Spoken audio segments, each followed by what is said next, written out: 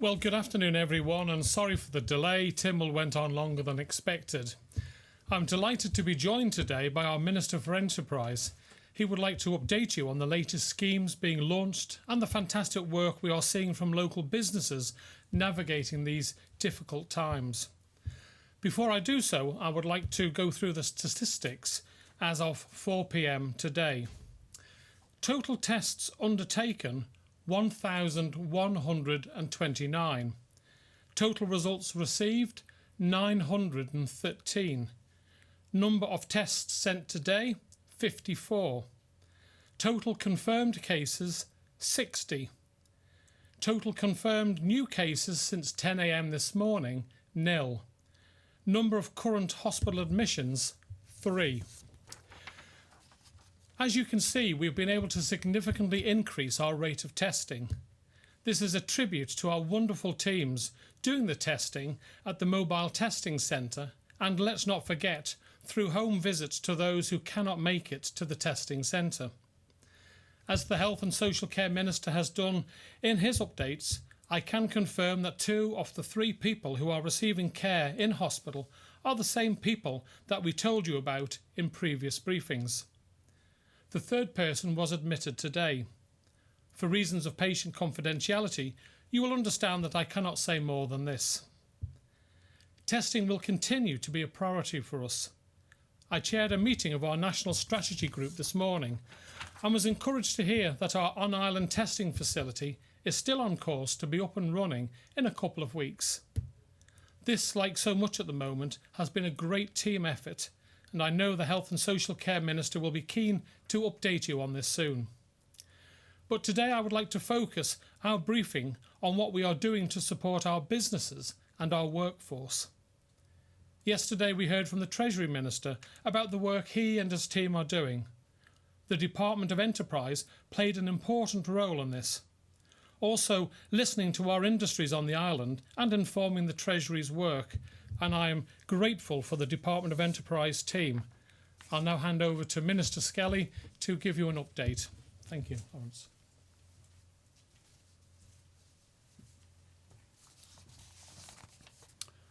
Fastyr mie, good afternoon. Resilience is a word we use quite a lot in the business community and the Isle of Man.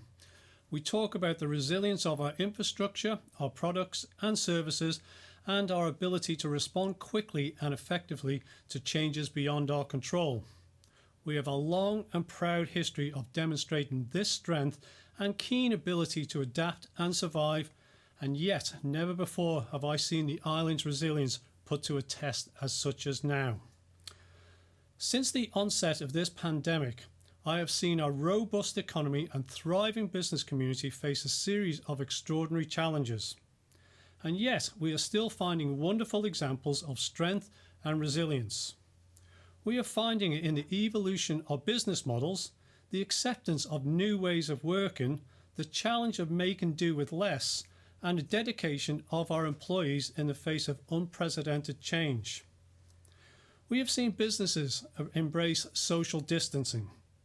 Our much valued local retailers have worked together to adapt their services to provide necessary queue management and distance requirements, while also establishing new practices and special time slots to help the island's most vulnerable people. Local digital company Dot Performance have not only adapted their entire workforce to work from home, they have also offered numerous projects and ways of helping government with their unique technology. I have been astounded by the speed and skill of our local hospitality industry, with many restaurants and pubs quickly implementing takeaway options, with some putting in place special delivery for the elderly and the vulnerable. We have seen huge swaths of our economy working from home, doing a fantastic job of continuing businesses as usual in an unrecognisable work environment. The vast majority of our finance, professional services, ICT and e-gaming sectors are all predominantly working in this space.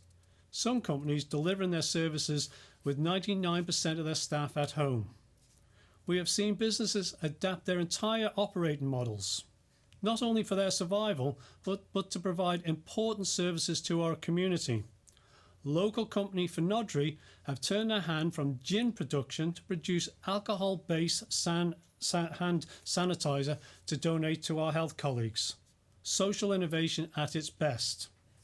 Some of our fitness providers have taken to loaning out equipment and running online sessions to keep us all active and healthy during this time. Microgaming have been working with a local catering company to help prepare meals for donation for the benefit of needs in the community. We've also seen a number of local businesses come together to support the Manx Solidarity Fund. This includes Barclays, KPMG, PokerStars, just to name a few, and more joining every day. And all our key utility providers have agreed that no one will be cut off or stranded as a result of losing their job or having reduced income due to this pandemic.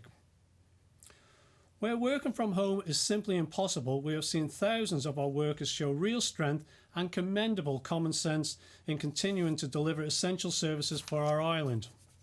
I am very proud of the local manufacturing businesses who have sprung into action to help service the growing demand for medical supplies around the world.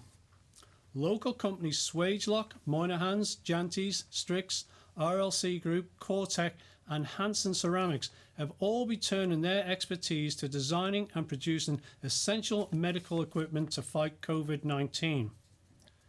These are just a few examples of innovation and strength being shown by local companies and workers each and every day. Our businesses have been deeply disrupted by the far-reaching and necessary measures we have implemented as a society.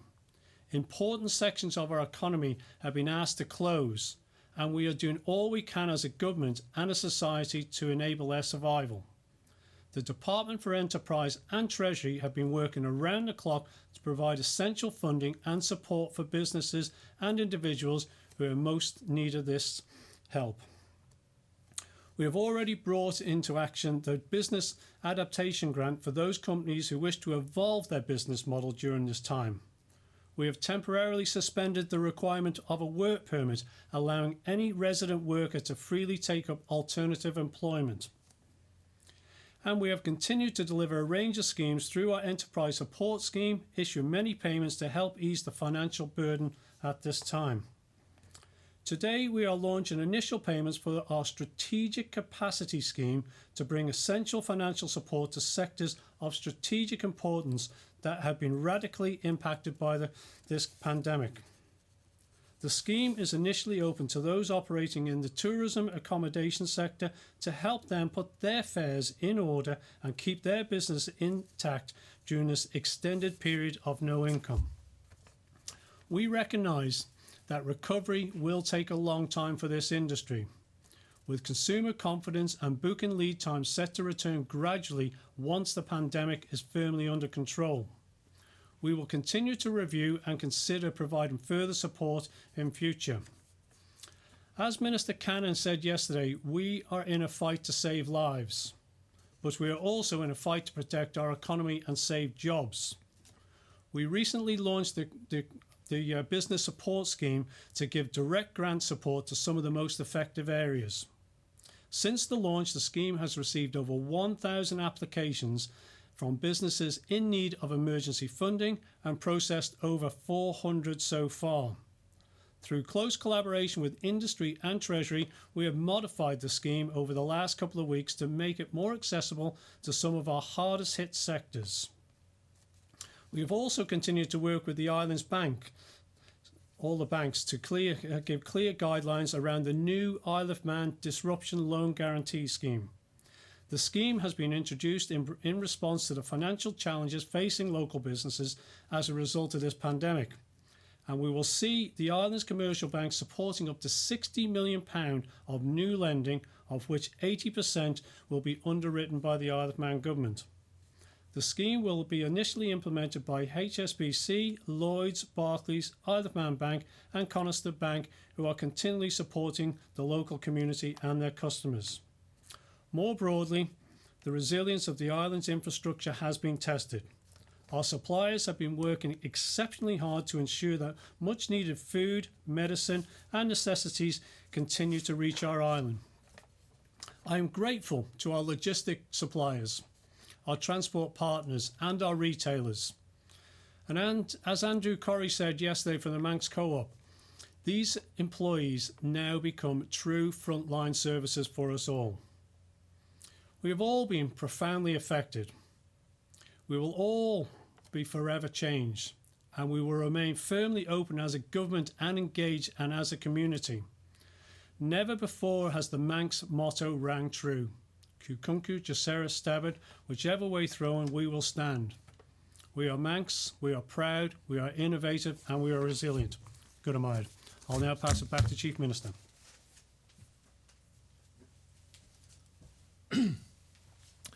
Well, thank you very much, Lawrence, and I'm grateful to all those involved from our industry bodies. We know this is already a tough time for many, and as I've said before, I have no magic wand for the economy, but the Council of Ministers is united in its commitment to do everything it can. I would like to conclude by thanking everyone who has sent in details of hashtag Howard's Heroes of people and organisations who have been going the extra mile. Now, Jake Sansbury on Twitter did make the point that everyone on the Isle of Man is going the extra mile, and this is an absolutely fair point. It got me thinking. This pandemic has changed everyone's life. There is a moment of national unity. It might feel like there can be no happy ending to this story.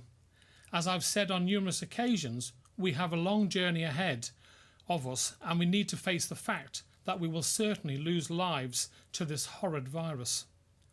But there will be an end, and working together as a nation is how we will get there. I am proud of what I've seen so far. Please keep it up. The point of Howard's Heroes was not to say that anyone else's contribution was better than everyone else's. I did want you all to see some of the incredible selfless acts, many of which slip under the radar. There have been dozens of amazing examples. There will be many more shout-outs over the coming days. But three that have caught my eye today have been Ramsey Rugby Club. Now, as a Peel and Western Vikings player back in the day, it doesn't come easy for me to praise Ramsey Rugby Club, but joking apart, they deserve a shout-out. The club is providing help, including with shopping for those self-isolating, helping people stay at home. So thank you, well done, Ramsey Rugby Club. I would also like to give a shout out to our bus drivers and the team that supports them. They are maintaining an important network, enabling our key workers to do what they need to do. And last but not least, I would like to say a big thank you to 9-year-old Chloe Rollitt for putting together care packages for her neighbours who most needed it. One group of people that are incredibly important to our island are our food producers. We have invited some of them to talk tomorrow to you about how they continue to provide our essentials. The Enterprise Minister and myself will now take questions. And first, I think, is Chris from Energy FM. Chris. Good afternoon, Chief Minister. I'm glad you mentioned the bus drivers because I have a question regarding public transport. Will it be placed on a revised schedule or receive any additional support to combat the low passenger numbers at the moment? Well, I think if you read on the website, it does clearly state that we are running a reduced service. So that's what people need to see, the reduced service, because you're quite right, Chris, the numbers of people using it have significantly reduced for obvious reasons. If the team at DOI feel the need to amend that further, then of course that's something we will take to you all. But if you go onto the website at the moment, you will be able to see the fact that they are running a reduced service. The number of cases has now gone past 50, with 11 positive tests coming back today alone. How will preventative measures be increased should we see a sharp rise in the number of confirmed cases on the island? Well, really, that's up to the medics. We take medical advice on the way forward. A number of the decisions, whilst it's myself and the Council of Ministers that have made the decisions, supported by Tynwald, it is based on sound medical advice. So if the medics feel that further actions are needed to be taken, then we will, of course, listen. But at this moment in time, I'm not overly concerned that we've had an increase today. It's to be expected. Let's see what it's like in a week or two's time. Next, thank you very much, Chris. Next, we have Leanne from 3FM. Good afternoon, Leanne. Hi, Chief Minister. Hope you're well. My first question, it would ideally be to the Health Minister, but I know he's not talking today, so I'm not sure if you know the answer, but I'll ask anyway. I'd like to know, how does someone find out if they've recovered from coronavirus? Are they tested again to find out if the results come back negative?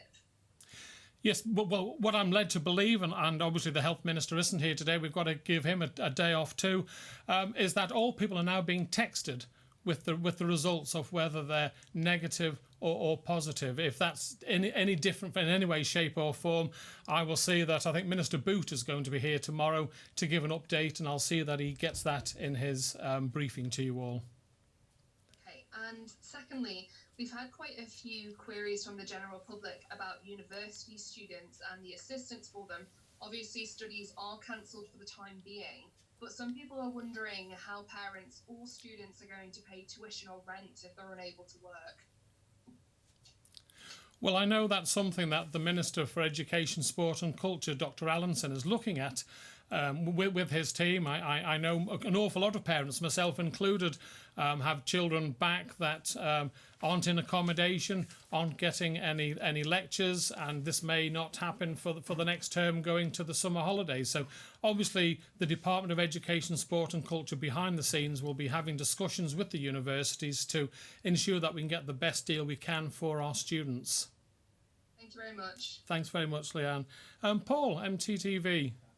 Hello, Chief Minister. Hi, Paul. We've got this item out on the TIM website saying that everything's being done to safeguard parliamentary democracy by presiding officers at Tynwald. But am I not right in saying that you, besides obviously the last few sittings have been without the press gallery, public gallery open, but we've had the press there and there's been an audio feed, you're going to go virtual later this week, and will we be able to hear, will the public be able to know what you are talking about if it does go that way? Well, absolutely, Paul. I mean, I cannot speak for the President of Tynwald. The Council of Ministers don't dictate to Tynwald office how they do it, but I would be highly surprised if the people of the Isle of Man cannot hear what is said during the emergency meetings. I know we're going to have one on Friday. The President of Tynwald has intimated that there will be a virtual reality Tynwald, but I am pretty confident that the people of the Isle of Man will be able to hear what's said during that Tynwald sitting and going forward. It's important that people have the opportunity to see what their elected members are saying, and I'm sure the President will help to ensure that happens. The Speaker of the House has just informed me it will be streamed. It's just come through with that information. The other thing is about pharmacies. There's been a press release out saying new hours have been announced, but I don't know if they're shorter or longer or what's happening. Can you give us more insight into what the pharmacies are doing with their new hours? Is it because of the shortage of medicine, too many people trying to get it, or not enough staff, or what is it? I'm afraid I can't. That's something obviously the Health Minister would be perfect at handling, Paul. I'm sure it's to do with streamlining the service to make sure that they can give us, with the time they've got and the staff they've got, they can give the very best service to the people of the Isle of Man. Again, I'll ensure that at the next briefing that area is covered. Obviously, the Health Minister can only come to so many, I can only come to so many, and if there's crossover, we'll do our best to update you on that. Okay, thank you. Thanks very much, Paul. And next we move on to Alex from BBC. Thank you, Chief Minister. A couple of questions for the Enterprise Minister, please. Okay. Lawrence. That's to my Alex. Mr. Mike, you'll be aware there are many small business owners out there who are maybe putting 100 hours a week or more into keeping themselves afloat. They might be aware what help is out there, but not exactly what help is out there. Is the department waiting on their calls, or is it proactively engaging with these people who might not be listening to this press conference, bear in mind, proactively engaging to show them their options? Well, what I would say is we're dealing with over 1,000 applications already, and we have processed 400. So we are engaging, and we strongly recommend that people do make contact with us. There is, of course, the government website, and it has a click-through for business support. As we're launching more schemes, it's important they make contact with us so as we can evaluate which particular scheme is the most appropriate for them and their business. Just to add to that, what's the turnaround for a grant or a subsidy being made available? Because to to some businesses, even a week in, they'll be looking at serious cash flow problems. How long does it take for this money to be made available?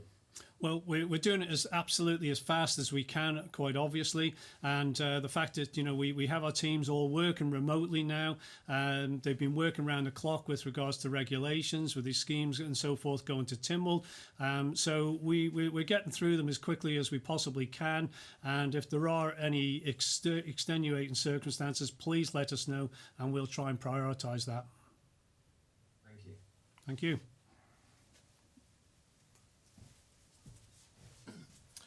Thanks very much, Lawrence. And if I can just add there, obviously we're going to do as quickly as we can to get the support out there to the businesses that need it. But please bear in mind that our friends in the United Kingdom, we're hearing stories of picking up the phone and being told you're 90,000 in the queue and your slot is 3:30 in the morning. So obviously on the Isle of Man, there's less of us. We'll do our absolute utmost to ensure that doesn't happen to the businesses on the Isle of Man. But please realise that it's not going to be a 24-hour turnaround where you get the payment.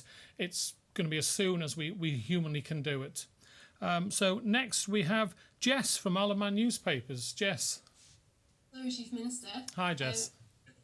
These are two questions for Minister Skelly, please. Okay.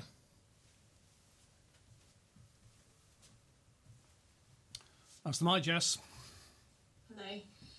So obviously we know that the tourism industry has had a huge hit due to coronavirus, but I'm wondering if you can give us a bit of a bigger picture of the scale of impact in terms of cancelled bookings, hotel guests being paid back, that sort of thing. Yeah, good question. And this is the industry, I think, that was first hit. We, of course, been living through the promenade issue where we've got 70% of our hotel bed space on the promenade. So they've been dealing with that. The Flybe issue obviously accelerated. And now, of course, we've had the coronavirus. So this is an industry that has been severely impacted, but it's also an industry that we would recognise is going to take some time to recover. So today we've launched this strategic capacity scheme to try and aid and support them. There is, of course, the worker scheme where they can furlong already, which is available to them. So now launching this capacity scheme, it allows them to actually make some more informed decisions of how they manage the mothballing aspect of their businesses, that being the hotels and the self-catering accommodation providers on the island. Thank you. And the second question is, well, you touched upon some industries going through tough times, such as tourism. I'm wondering if you can clarify which industries are particularly struggling and how your department is planning on supporting them after this pandemic.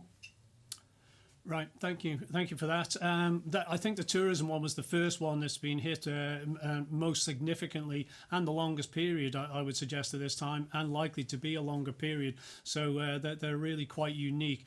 But there's a lot of domestic economy industries. The hospitality industry, of course, has been severely impacted as well. And we have tried to address, I think, the self-employed, the small business, very swiftly by amending some of our schemes to get that support to them. But going forward, we do have one of our schemes which is really repurposing an existing scheme, and that is what we call our adaptation grant. So we've mentioned there with regards to manufacturing businesses who are already repurposing their business to apply themselves towards the medical supply chain, and we've got some great stories of those businesses here on the Isle of Man being innovative. But we do have support grants for those businesses as they go forward. So we're here through the crisis, but we're here actually for the recovery as well at the same time. Hope that's helpful. Thank you. All right, I'll pass it back to Chief Minister. Thanks very much, Lawrence, for that. And next we have Tim from Manx Radio. Tim. Faster my, Chief Minister. Faster my, Tim. It's fantastic, as you say rightly as well, to see all these manufacturing businesses and have the development of these diving face masks and such ingenuity in a short space of time applied. We've heard garden centres across, and I guess it's the case here, are maybe having to bin many crops they're growing. Plants and trees, it is the growing season. It's also the growing season for agriculture. and they need help as well. Could those plants and trees be transferred to the agricultural sector, to the farmers?